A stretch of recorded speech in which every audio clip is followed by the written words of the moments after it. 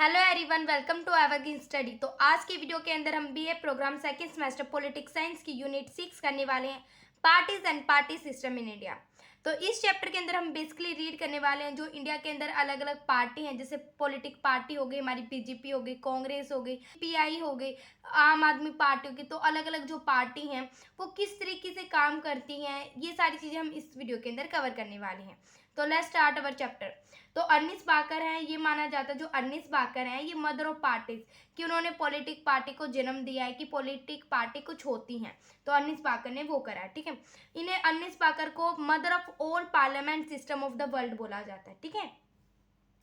जो 1950s तक आते आते क्या हो गया था, जो वर्ल्ड में 80%, जो वर्ल्ड में जो स्टेट थे, जो कंट्रियाँ थी 80%, उसमें हर जगह हमें क्या देखने को मिल रही थी, पॉलिटिक पार्टीज उभरती देखने को मिल रही थी। तो 80% आप देख सकते हो 1950s के टाइम में 80%, मतलब 20% नहीं, 80% हमें पॉलिटिक पार्टी उभरती दिखाई दे रही थी, ठीक है। रजनी कोठारी हैं, उन्होंने क्या बोला है, रजनी कोठारी एक इंडियन फिलोसफर होते हैं जिन्होंने अपना पर्सपेक्टिव दिया है पॉलिटिक पार्टी को लेकर। The party system of India has evolve from a politic centre. तो उन्होंने ये बात बोली है। उसके साथ ही राज कोठारी ने अलग अलग जो पॉलिटिक पार्टी के बारे में बताया है, जैसे उन्होंने आईएनसी इंडियन नेशनल कांग्रेस के बारे में बताया है कि जो इंडियन नेशनल कांग्रेस है 29 दिसंबर 1885 में बनी थी। ए हुम है ए ओ हुम है उन्होंने स्थापित की थी आईएनसी इंडियन नेशनल कांग्रेस। ए ओ हुम कौन थे, ये एक ब्रिटिश ऑफिसर होते हैं जो कि रिटायर हुए थे और उन्होंने आईएनसी बनाई थी, ठीक है। स्वराज पार्टी बनाई गई थी 1922 में सीआर दास ने, ठीक है। कांग्रेस सोशलिस्ट पार्टी बनाई थी 1934 में आचार्य नारायण ने। कम्युनिस्ट पार्टी बनी थी 1920 में एम रॉय ने बनाई थी। ऑल इंडियन फॉरवर्ड, यहाँ पर आएगा forward, all Indian forward block party बनाई थी 1939 में सुभाष चंद्र बोस ने। मुस्लिम लीग बनाई थी 1906 में सैयद अहमद खान ने। तो अलग अलग पार्टीज के बारे में आपको भी ऐसे स्टेटमेंट लिखने हैं, जैसे कि मैंने अलग अलग जो पार्टीज लिख रखे, तो आपको ऐसे मेंशन करके आना है, एक बॉक्स के अंदर बनाना है और साथ में इनकी पॉलिटिक पार्टी के नाम लिखने, डेट लिखने और किसने फाउंडर है ये लिखना है। तो इस तरीके से आपको मेंशन करके आना है, ठीक है। एक फिलोसफर है एम्यूड बार्क, उन्होंने डेफिनेशन दिया पॉलिटिक पार्टी को लेकर। A politic party is a body, एक बॉडी होता है of a man united for promoting all the joint endeavours the nation interest upon politic principle in which they agree. तो क्या होता है पॉलिटिक पार्टी, उन बार के हिसाब से उनका मत है कि सभी लोग क्या एकजुट हो जाते हैं और उस प्रकार से वो क्या है पॉलिटिक पार्टी स्थापित करते हैं जैसे एक कंट्री के अंदर। जैसे कि आप इंडिया के अंदर देख लो, एक अलग अलग जो सभी लोग एकजुट हो रहे हैं, एकजुट होकर सभी लोगों ने वोटिंग दी और एक पार्टी का ही दबदबा रहा है, जैसे बीजेपी का। तो अब क्या बीजेपी देखने को मिल रही है ना, तो इस तरीके से उन्होंने डेफिनेशन दिया कि सभी लोग एकजुट हो जाते हैं और वो पार्टी में क्या सभी लोग एग्री हो जाते हैं, तो हमें एक पॉलिटिक पार्टी उभरती दिखाई देती है, ठीक है। जो पॉलिटिक पार्टी होती है इसके अंदर 3 मेन कंपोनेंट होते हैं। एक होता है लीडर, सबसे इंपॉर्टेंट, एक पार्टी का सबसे इंपॉर्टेंट एक लीडर होता है, उसके एक्टिव मेंबर्स भी होते हैं और फिर सबसे इंपॉर्टेंट उसके फॉलोअर्स भी होते हैं, ठीक है। जो इंडिया के अंदर जो पॉलिटिक पार्टी है वो राइटिस्ट है, सेंट्रलिस्ट है, लेफ्टिस्ट है, रीजनल इवन लोकल पार्टी भी है, जैसे नरमपंथी, दक्षिणपंथी भी हैं, वामपंथी भी हैं और रीजनल लोकल पार्टी भी हैं। तो अलग अलग पार्टियां, अलग अलग उनका पर्सपेक्टिव है सभी का काम करने का। जैसे आप कम्युनिस्ट पार्टी को ही देख लो, कम्युनिस्ट पार्टी एक लेफ्टिस्ट पार्टी है। देखते हैं कि लेफ्टिस्ट पार्टी होती क्या है, ठीक है। तो सबसे पहले आपको पता होना चाहिए जो मॉरिस जोन्स है, मॉरिस जोन कौन है, उन्होंने जो पॉलिटिक पार्टी का जो टाइम पीरियड है आपको पता है, हमारे 1951 से लेकर 1967 तक हमें एक ही पार्टी का दबदबा रहा, आईएनसी का। तो मॉरिस जोन ने यही बोला इंडियन नेशनल कांग्रेस के ऊपर, एक party dominance system, one party dominance system. तो उन्होंने ये क्यों बोला, उनका मत था कि जो इंडिया के अंदर हमें पूरे एक लंबे दौरे तक हमें क्या देखने को मिली, एक ही पार्टी का डोमिनेंस दबदबा देखने को मिला। तो मॉरिस जोन ने ये बोला है। उसी तरीके से रजनी कोठारी है, उन्होंने भी एक डेफिनेशन दी है दी कांग्रेस सिस्टम, क्योंकि कांग्रेस का ही दबदबा था तो इसलिए उन्होंने राज कोठारी ने आईएनसी का जो टाइम पीरियड था 1951 से लेकर 1967 तक दी कांग्रेस सिस्टम के नाम से बोला है, ठीक है। जो लेफ्ट विंग्स और राइट विंग्स है, जैसे मैं बता रही थी लेफ्टिस्ट और राइटिस्ट होते हैं, तो लेफ्ट विंग्स वाली जो पार्टी होती है उनका मत होता है root focus on the poor section, जो गरीब लोगों के बारे में सोचते हैं, जो मिनोरिटी होते हैं जो सोसाइटी में उनके बारे में सोचते हैं। जबकि राइट विंग्स का कहना क्या है, राइटिस्ट का क्या कहना होता है, फोकस ऑन डेवलप, हमें विकास करना है, bringing FDI, foreign direct investment करनी है एग्रेसिवली, मतलब जल्दी से जल्दी करनी है। वो ज़्यादातर सभी की भलाई के लिए नहीं देखता, मतलब कि हमें बस विकास करना है, इसके ऊपर ध्यान देते हैं, ठीक है। Constitution and legal provision of A politic party, तो एक पॉलिटिक पार्टी के लिए कुछ कॉन्स्टिट्यूशन में लीगल कानूनी रूप से प्रोविजन दिए गए हैं, वो देखते कैसे हैं। तो क्या होता था हमारा 52 अमेंडमेंट हुआ था 1985 में। अमेंडमेंट क्या होता है, जब हमारे कॉन्स्टिट्यूशन में कुछ चेंजेस किए जाते, तो 52 अमेंडमेंट हो रहा था 1985 में। तो हमारे इंडियन कॉन्स्टिट्यूशन में 10th शेड्यूल जोड़ा गया था, उसके अंदर डिसक्वालिफिकेशन बोला गया था। डिसक्वालिफिकेशन जैसे कि 1967 में क्या था, जो एक पॉलिटिक पार्टी आपने नाम लिखवाया है और वो उस आप पॉलिटिक पार्टी के हिसाब से एक जगह के वो आप जीत भी गए उस पॉलिटिक, तो आप उस जगह से आप दूसरी जगह नाम चेंज नहीं करवा सकते, आप उसी पार्टी के रहोगे।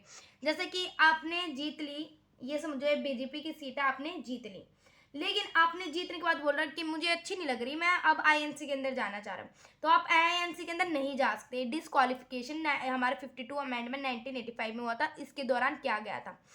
तो ये क्यों करा गया था, 1967 के टाइम पीरियड में एक आयाराम गयाराम थे हरियाणा के, उन्होंने क्या करा था, कभी तो किसी पार्टी में जा रहे थे, कभी किस में, तो इसके लिए क्या बनाया गया था, डिसक्वालिफिकेशन एक अमेंडमेंट किया गया था, 52 अमेंडमेंट किया गया था, 10th शेड्यूल में जोड़ा है कि आपने एक जगह की आपने वोट जीत ली, आप एक स्टेट में आपने वहां से वोटिंग जीत ली, तो आप जीतने के बाद आपको इंडिपेंडेंट घोषित कर सकते हो, आप दूसरी पार्टी के अंदर नहीं मिल सकते, तो ये डिसक्वालिफिकेशन होता है। तो आप पार्लियामेंट में हो या स्टेट रजिस्ट्रेशन में या काउंसिल में हो, कहीं भी ऐसी बात नहीं होगी, आपने एक जगह वोट जीत ली तो आप अपनी चेंज नहीं कर सकते, आप उसी पार्टी के रहोगे। आपने आपको इंडिपेंडेंट घोषित कर सकते हो कि मैं इस पार्टी से अलग हो रहा हूँ, लेकिन आप दूसरी पार्टी को ज्वाइन नहीं कर सकते उस टेन्योर में, ठीक है। आर्टिकल 29A(1) और 2 है, वो बोलता है कि जो आपका रिप्रेजेंटेटिव है, आप लड़ना चाह रहा है एक जगह से स्टेट में, तो आपको सबसे पहले उसका नाम क्या, इलेक्शन कमीशन को बताना पड़ेगा, फिर इलेक्शन कमीशन है रजिस्टर वगैरह में नाम दर्ज करेगा कि ये व्यक्ति एक इंडिविजुअल, तो वो यहाँ से लड़ना चाह रहा है, तो अपनी इलेक्शन कमीशन को बताना होता है उसको, ठीक है। पॉलिटिक पार्टी रजिस्टर इन इलेक्शन कमीशन, और पार्टी को भी होता है कि हमारी पार्टी से ये व्यक्ति लड़ रहा है और हमारी ये पॉलिटिक पार्टी है, ये लड़ रही है इस जगह से, तो इलेक्शन कमीशन को ये लिखना होता है, ठीक है, उसको लिखवाना होता है पॉलिटिक पार्टी का। तो ये पॉलिटिक पार्टी के काम देख लिया आपने, ठीक है। योगेंद्र यादव है, उन्होंने इंडियन पार्टी सिस्टम को 3 पार्ट्स में डिवाइड करा है, एक single party dominance, Congress opposite system, multi party system onward. तो ये क्या है देखते हैं।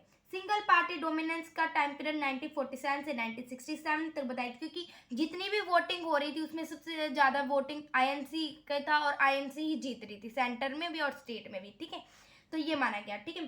तो फिर सेकंड फेज उन्होंने बोला है 1967 से लेकर 93 तक कांग्रेस अपोजिट सिस्टम, तो इसके अंदर उन्होंने बोला था कि आईएनसी जीत रहा था, लेकिन कुछ स्टेट में क्या हो रहा था, अब रीजनल पार्टी उभर के आती। रीजनल पार्टी क्या है, अलग अलग जो स्टेट होते हैं, जैसे पंजाब में अकाली दल उभर के आ रहा था, तो अलग अलग स्टेट में एक नई नई पार्टी उभर के आ रही थी, ठीक है।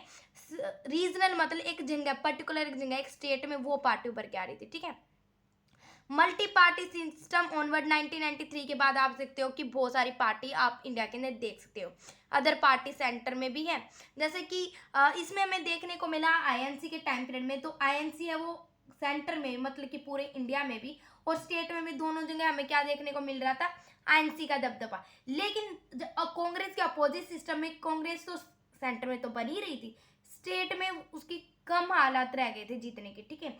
मल्टी पार्टी सिस्टम के अंदर क्या है, अदर जो पार्टी है वो सेंटर में भी जीत रही है, जैसे अब क्या है, पहले 20 का था आईएनसी का था, लेकिन अब आप देख सकते हो किसकी पार्टी का डोमिनेंस है, अब बीजेपी का, हर जगह बीजेपी पार्टी जीत रही है। तो ये आपको ये मेंशन करके आने, जैसे मैं एग्जांपल बता रही हूँ साथ के साथ, ठीक है।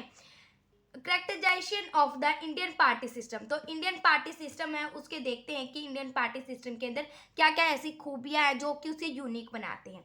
1990 में मैनी रीजनल पार्टी उभर के आई, तो एक बहुत सारी पार्टी इंडिया के अंदर होंगी, तो कैसे होगा, यदि एक पार्टी रहेगी तो उसका दबदबा रहेगा, वो व्यक्तियों के लिए अच्छे करे या भले करे, लोगों को उनको वोट देनी पड़ेगी। लेकिन इंडिया के अंदर क्या बहुत सारी रीजनल पार्टी भी उभर के आ रही है, जो अलग अलग स्टेट की भी पार्टी उभर के आ रही है, जिससे कि स्टेट की प्रॉब्लम एक रीजनल पार्टी ही समझ सकती है, इसके लिए क्या है अलग अलग पार्टी भी उभर के आ रही है, तो इसलिए 1919 में हमें देखने को मिला, जो कि एक अच्छी बात है, एक यूनिक बना रहा है ना उसको। सेकेंड है rise of effective opposite party, जो बहुत सारी अपोजिट पार्टी भी है, जैसे आईएनसी है, इंडियन नेशनल कांग्रेस है, वो कभी भी बीजेपी है या फिर कोई भी अदर पार्टी है कुछ भी गलत करती है तो तभी अपोजिट में बोल देता है कि आपको आपने गलत किया। तो ये एक लिए अच्छे इफेक्ट है, ठीक है। वो गलत काम नहीं कर सकती कोई भी पार्टी, ठीक है। मल्टी पार्टी सिस्टम है इंडिया के अंदर, अलग अलग पार्टी हम देख सकते हैं, ठीक है। Large number of regional politic party, regional party बहुत नंबर संख्या में, आप देखोगे रीजनल पार्टी वाला टॉपिक भी आपके इस चैप्टर के अंदर, तो मैं वो रीड करवाऊंगी, तब आपको अच्छी तरीके से समझ आएगा रीजनल पार्टी होती क्या, ठीक है। पावर शेयरिंग है, पावर भी शेयर करते हैं, ये भी अच्छा फीचर है इंडिया के अंदर। Rise of proper function of federalism, federalism के अंदर हमारा जो कॉन्स्टिट्यूशन है, फेडरलिज्म हमारी कंट्री, तो इस तरीके से प्रॉपर फंक्शन लिखा हुआ है कि पॉलिटिक पार्टी को ये काम करनी है, ठीक है। तो इसलिए इसको यूनिक बनाते हैं हमारी पॉलिटिक पार्टी को, ठीक है, हमारी कॉन्स्टिट्यूशन के द्वारा। फंक्शन ऑफ पॉलिटिक पार्टी, तो पॉलिटिक पार्टी के कुछ कुछ काम होते हैं वो देखते हैं, उनके फंक्शन क्या होते हैं। एक politic party contest election by putting up candidate, एक पॉलिटिक पार्टी होती है अपना कैंडिडेट बेस और वो इलेक्शन लड़ती है, ठीक है। USA the candidate are selected by the member and the supporter of party, जो लीडर होते हैं यूएसए में किस तरीके से चुने जाते हैं, जो कैंडिडेट होता है किसी भी पार्टी होती है उसका जो मेंबर होते हैं वो, उसके साथ ही जो सपोर्टर होते हैं, जो इंडिया के जो जैसे यूएसए के जो व्यक्ति होते हैं वो चुनते हैं। But at the same time India के अंदर कौन चुनते हैं, इंडिया के अंदर जो कैंडिडेट होते हैं, जैसे कि हम तो किसको वोट दे देते हैं, इंडियन नेशनल कांग्रेस को, बीजेपी को, आम आदमी पार्टी को, इनको वोट दे देते हैं। लेकिन वोट देने के बाद हम बीजेपी में से हमें ये नहीं पता कि कौन बनने वाला है, तो वो लीडर्स होते हैं, उसके लीडर के जो भी कैंडिडेट होते हैं, मतलब उस पार्टी के जो भी मेंबर होते हैं वो चुनते हैं, ठीक है। Policies and program, politic party अलग अलग प्रोग्राम और पॉलिसी लेके आते हैं, जैसे कि ये नहीं बोलते कि हम बन जाएंगे तो हम ऐसा काम करेंगे, तो ऐसे ऐसे प्रोग्राम पॉलिसी लेके आती है। Solving problem faced by them, तो उनकी प्रॉब्लम को सॉल्व कराती है, करती है, यदि नहीं करती तो अगली बार उनका नहीं आए चांस, तो इसलिए क्या है प्रॉब्लम को सॉल्व भी करती है। Making law for the country, country के लिए अच्छे अच्छे लॉ भी बनाती है, बहुत सारे गोल भी रखती है। दी executive body is formed by people from the ruling party, क्योंकि एग्जीक्यूटिव होते हैं जैसे हमारी पार्लियामेंट होते हैं, जो जैसे हमारी लोकसभा होती है उसमें ज़्यादातर वही लोग बैठते हैं जो कि पार्टी बनी होती है, ठीक है। तो कानून वगैरह बनाने का काम करती है हमारी पॉलिटिक पार्टी, ठीक है। कोलिनेशन पॉलिटिक, कोलिनेशन पॉलिटिक्स के बोला जाता है, जो कि क्या होता है कई बार क्या है एक पॉलिटिक पार्टी को बहुमत नहीं मिलता, तो बहुमत नहीं मिलता तो वो तो जीतेगी नहीं, तो इसलिए क्या होता है अदर जो पार्टी होते हैं वो एकजुट हो जाती हैं और वो क्या है अपनी गवर्नमेंट बनाती हैं।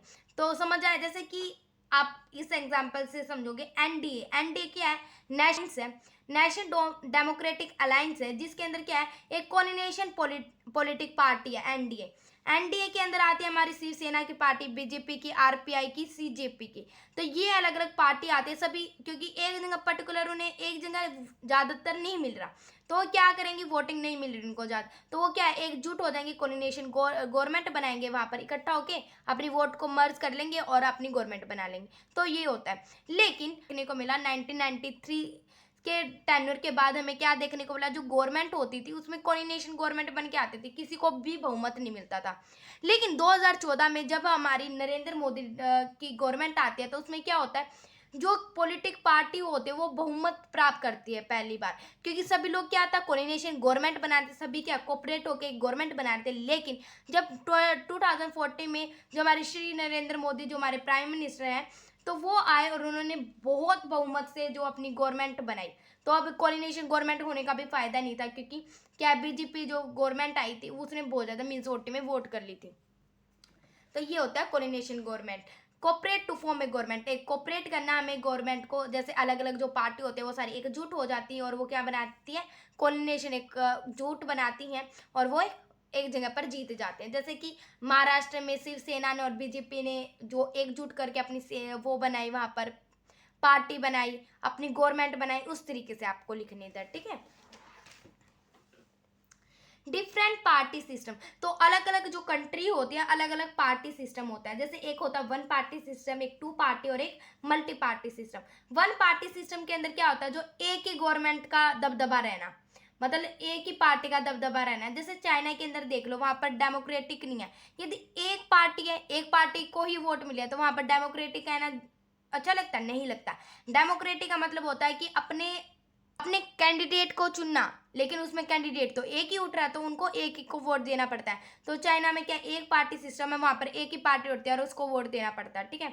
जिस प्रकार रजनी कोठारी ने भी आईएनसी को क्या है एक वन पार्टी सिस्टम बोला है जब 1951 से लेकर 1960 से अंदर। क्यों बोला? क्योंकि वहाँ पर इंडिया में बस एक ही पार्टी है, लेकिन उनका पर्सपेक्टिव ये गलत है। क्योंकि आपको पता है हमारे यहाँ पर अलग अलग पार्टी भी उठती थी, लेकिन यहाँ पर कोई भी चांस नहीं होता है, एक ही पार्टी उठती है और उसी को वोट देना पड़ता है। टू पार्टी सिस्टम यूएस और यूके में दो पार्टी उठती हैं और उनमें से ही वोट देना होता है आपको, ठीक है। मल्टी पार्टी सिस्टम के अंदर है, जैसे इंडिया के अंदर आप देख सकते हो कि अलग बहुत सारी पार्टी होती हैं, वो सभी उठती हैं और हम सभी को उनमें से एक को वोट देना पड़ता है। तो मल्टी पार्टी सिस्टम ये होता है, ठीक है। चैलेंजेस ऑफ पॉलिटिक पार्टी, जो पॉलिटिक पार्टी होते हैं उनको बहुत ज़्यादा चैलेंजेस फेस करने को मिलते हैं। जैसे कि आप नॉर्मली आप सोचो एक पॉलिटिक पार्टी है, उसको क्या चैलेंजेस देखने को मिलेंगे? फेलियर, वो जो काम करना चाहते हैं उसमें फेलियर मिल जाए। And few leader at the top, कुछ ही लीडर होते हैं वो टॉप पे रहते हैं, जो नीचे वाले जो लीडर्स होते हैं उनका कोई भी पर्सपेक्टिव, कोई भी उनकी पोजीशन नहीं होती, वो क्या है नीचे रह जाते हैं, लेकिन फ्यू लीडर्स होते हैं वो टॉप पे रहते हैं। तो एक पॉलिटिक पार्टी को चैलेंजेस है लैक ऑफ इंटरनल डेमोक्रेसी, तो इसके अंदर ही इंटरनेशनल डेमोक्रेसी नहीं रहती। कई बार क्या करते हैं जो लोग होते हैं मनी से और मसल्स पावर से अपनी क्या कर लेते हैं, वोटों को खरीद लेते हैं। तो एक डेमोक्रेसी गवर्नमेंट बोलना ये खराब रहेगा, ठीक है, इसलिए चैलेंजेस आ जाते हैं। Do not seem to offer a meaningful choice, लोगों के पास एक चॉइस नहीं रहता कि आपको इनमें से, लेकिन आपको अच्छा नहीं लग रहा सभी में से, तो एक चॉइस भी अच्छी होनी चाहिए, ठीक है। ये भी आपको एक चैलेंजेस देखने को मिलता है पॉलिटिक पार्टी में। Unqualified member to misuse power, जो क्वालिफाइड मेंबर नहीं होते वो पावर का मिस यूज करने लग जाते हैं। जैसे कि एक फैमिली मेंबर है और वो बोलेगा कि आपको इसको ही वोट देना है, तो हम तो क्वालिफाई नहीं है, हम पढ़े लिखे नहीं है, तो क्या सभी को एक ही फैमिली मेंबर की बात माननी होती है और उसको वोट देने? तो उन लोगों की क्या मिस यूज हो रही है पावर्स की। तो ये क्या है, ये चैलेंजेस देखने को मिलते हैं पॉलिटिक पार्टी में, ठीक है।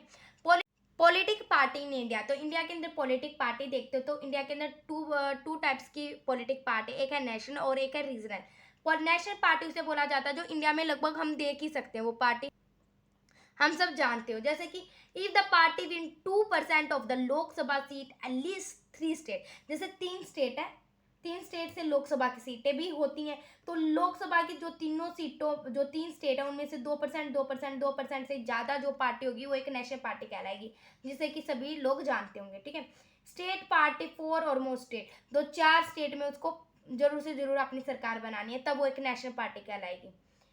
6% ऑफ वोट इन 4 स्टेट, जो 4 स्टेट है उनमें से 6%, 6%, 6%, 6% सीट उसको जीतनी होंगी। ये लोकसभा की सीट थी और ये वोट है, तो 6% इसको, 6% इसको, 6% हर एक स्टेट से उसको जीतनी होगी, तो एक नेशनल पार्टी कहलाएगी। तो इंडिया के अंदर बहुत सारी नेशनल पार्टी हैं, वो देखते हैं। फर्स्ट हमारी आईएनसी, इंडियन नेशनल कांग्रेस है, जो कि 1885 में बनकर तैयार होती है, जो कि 1885 में बनकर तैयार होती है, ए हुम है उसको बनाते हैं, तो एक नेशनल पार्टी है, ठीक है। सीपीआई लिखोगे, कम्युनिस्ट पार्टी है, जो कि 1964 में बनकर तैयार होती है। ये 2 पार्ट्स में डिवाइड है, एक मार्क्सिस्ट और एक लेनिनवादी, ठीक है, ये लिखोगे। बीजेपी, हाँ आपको पता है भारतीय जनता पार्टी, जो कि क्या है अब के प्रेजेंट टाइम में एक नेशनल पार्टी उभर के आ रही है, तो ये लिखोगे, ठीक है। उसके साथ ही बीएसपी, बीएसपी क्या होता है? बीएसपी बहुजन समाज पार्टी, तो ये 1984 में बनकर तैयार होती है, कंसीराम है उसको बनाते हैं, जो कि इक्वालिटी, सोशल जस्टिस और सेल्फ रिस्पेक्ट के बारे में बात करते हैं। तो ये सारे आपके बुक के अंदर मेंशन, आपको अच्छी तरीके से वो सारी बातें रीड कर लेनी है, ठीक है। अगली जो पार्टी है Indian All India Trinamool Congress, तो ये जो पार्टी है आप हमें इतनी नहीं देखी जा रही थी, लेकिन 2019 में क्या हुआ, एकदम से अचानक से ये 5th लार्जेस्ट पार्टी उभर के आई इंडिया के अंदर, जो कि ममता बनर्जी ने बनाई है, जो कि लेफ्ट विंग के बारे में बात करती है। लेफ्ट विंग के बारे में मैंने बताया था आपको याद होगा। तो लेफ्ट विंग पार्टी वो होती है जो कि सभी जो पुअर सेशन होते हैं, जो मिनोरिटीज के बारे में बात करते हैं। अब जो सेकंड पार्टी सिस्टम है इंडिया के अंदर, वो रीजनल पार्टी है। जो रीजनल पार्टी होते हैं ये कैसी पार्टी होते हैं, जो कि स्टेट के अंदर हम देख सकते हैं। तो स्टेट के अंदर भी वो पार्टी रीजनल पार्टी कहलाएगी जो लगभग 3% of total number of seat of the legislature assembly, जो लेजिस्लेचर असेंबली में उसको 3%, जैसे वहाँ पर लोकसभा होती है, लेकिन यहाँ पर लेजिस्लेचर असेंबली होती है जो स्टेट में होती है ना, उस वहाँ पर उसको 3% जो टोटल सीट जीतनी है। वहाँ पर लोकसभा आती है, यहाँ पर लेजिस्लेचर असेंबली होती है, क्योंकि वहाँ पर भी तो होते हैं जो पार्लियामेंट होते हैं। जैसे पार्लियामेंट तो पूरी इंडिया की कहलाएंगे, लेकिन स्टेट लेजिस्लेचर क्या होता है, एक पूरे स्टेट की कहलाई जाती है। ठीक है, 25 सीट इन द लोकसभा और 25 सीट उसको लोकसभा में, मतलब नॉर्मल है 25 सीट जीतनी है उसको। 6% of valid vote state legislature, और 6% क्या उसको स्टेट लेजिस्लेचर में जीतनी है। आपको ये पता होना चाहिए, एक पार्टी है वो एक सीट पे क्या लेजिस्लेचर में जीतनी है, लेकिन वो दो स्टेट से बनाएगी तो उसको 6% जीतनी पड़ेगी। जैसे कि इंडिया के अंदर अलग अलग जो पार्टी हैं, जैसे आम आदमी पार्टी है, ये 2012 में फाउंड की गई थी। जैसे कि आम आदमी पार्टी को इंडिया के अंदर, मतलब एक रीजनल पार्टी है जो कि हमें खाली एक ही स्टेट में देखने को मिलती है, वो दिल्ली, लेकिन ये पंजाब में भी अपना पैर पसार चुका है और अलग अलग जगह पे। ठीक है, AIADMK, ये क्या पार्टी है, ये ऑल इंडियन अन्ना द्राविड़ मुनेत्र कंजागम, ये पार्टी है, एक रीजनल पार्टी है जो कि 1972 में बनी थी। ठीक है, ये आप तमिलनाडु के अंदर है, तो ये पार्टी भी आप लिख लेना। मतलब ये आपकी बुक के अंदर है, नॉर्मली आपको अच्छी तरीके से समझ आ जाएंगे। बुक के अंदर बहुत ही इजी लैंग्वेज में दे रखे, जस्ट मैं जो बोल रही हूँ उसके अंदर फोकस करो, और अपनी बुक है उसके अंदर भी ये बातें ध्यान से रखना। ठीक है, ये जो पार्टी आपको ये जरूर मेंशन करके आनी है। नेक्स्ट पार्टी है AIMIM। तो ये जो पार्टी है, इसका मतलब होता है जो 1927 में बनी थी, ऑल इंडिया मुजलिस ई इलाहाद उल मुस्लिम। तो ये जो पार्टी थी ये बनी थी, जो कि हमारी राइट विंग्स के बारे में बात करती है, मतलब डेवलपमेंट के बारे में बात करती है, लोअर और सेशन मिनोरिटीज के बारे में नहीं, उनको बस डेवलपमेंट करना है, ये बात करती है। AGP जो पार्टी है, AGP जो पार्टी है, ये असम गाना प्रसाद जो पार्टी है जो असम के अंदर है, ये बस इतना याद करो, ये असम के अंदर है। ठीक है, BJD क्या है, बीजू जनता दल है, जो कि ओडिशा के अंदर हम देख सकते हैं, जो 1997 के अंदर बनी थी। DM की जो पार्टी है, द्राविड़ मुनेत्र कंजगम है, जो पार्टी जो तमिलनाडु के अंदर हमें देखने को मिल रही है, लेकिन ये उत्तर प्रदेश में भी अब देखने को मिल रही है, पुडुचेरी में भी देखने को मिल रही है। तो ये सारी चीज़ें आपको लिख देनी है। तो ये अलग अलग जो पार्टी, मुझे पता है आपको नहीं याद हुई होंगी कौन सी पार्टी कब बनी, लेकिन आपको जस्ट आपको ये एक पार्टी दो पार्टी जितनी भी याद हो रही है उतना लिख देना, और आपकी बुक के अंदर बिल्कुल शॉर्ट फॉर्म में दी गई है सारी बातें, उनको जरूर से जरूर अच्छी तरीके से पढ़ लेना। ठीक है, disturbing the politics stability regional party, जो रीजनल पार्टी होते हैं ये पॉलिटिक्स सिस्टम में थोड़ा गड़बड़ी ला देती हैं। अब ये आप सोचो कि रीजनल पार्टी तो अलग है, नेशनल पार्टी अलग है, तो ये कैसे गड़बड़ी ला सकते हैं। जैसे कि आपको पता है इंडियन नेशनल कांग्रेस है, वो सेंटर और स्टेट में हर जगह बन रही थी 1951 से लेकर 1960। तो हर जो काम होता था, जो स्टेट और सेंटर होते थे, वो इकट्ठा मिलकर कर लेते थे, इजी काम हो जाता था। लेकिन जब से रीजनल पार्टी ऊपर क्या है, जो एक स्टेट में खाली क्या है एक रीजनल पार्टी हो रही है, लेकिन सेंटर में क्या है अलग पार्टी हो रही है, तो इसमें इनका मत नहीं मिल पाता और झगड़ा डिस्प्यूट हो जाता है। तो इसलिए क्या है, ये अलग अलग पर्सपेक्टिव रखते हैं। जैसे कि पंजाब के अंदर क्या अकाली दल है, रीजनल पार्टी है, लेकिन उसका और जो जैसे इंडियन नेशनल कांग्रेस का पर्सपेक्टिव नहीं मिलता, तो क्या एकदम से झगड़ा डिस्प्यूट होने की बात हो जाती है, और कई बार इतना झगड़ा पैमाने पर पहुंच जाता है। जैसे कि केरला के अंदर बहुत ज़्यादा इमरजेंसी भी लग चुकी है, वहाँ पर क्या है राष्ट्रपति शासन भी लग जाता है कई बार। तो ये बात ही क्या है, रीजनल पार्टी क्या है उनके काम में बाधा डाल सकती हैं, तो ये डाल भी रही हैं। ठीक है, तो ये रीजनल पार्टी डिस्टर्बेंस क्रिएट कर रही हैं पॉलिटिक्स में। ठीक है, तो ये आपका छोटा सा चैप्टर था, हमने कंप्लीट कर दिया है। यदि आपको ये चैप्टर से रिलेटेड नोट चाहिए तो आप मेरे टेलीग्राम चैनल से जुड़ सकते हो, मैंने लिंक है डिस्क्रिप्शन में लगा दिया। If you like video then like share and subscribe my channel.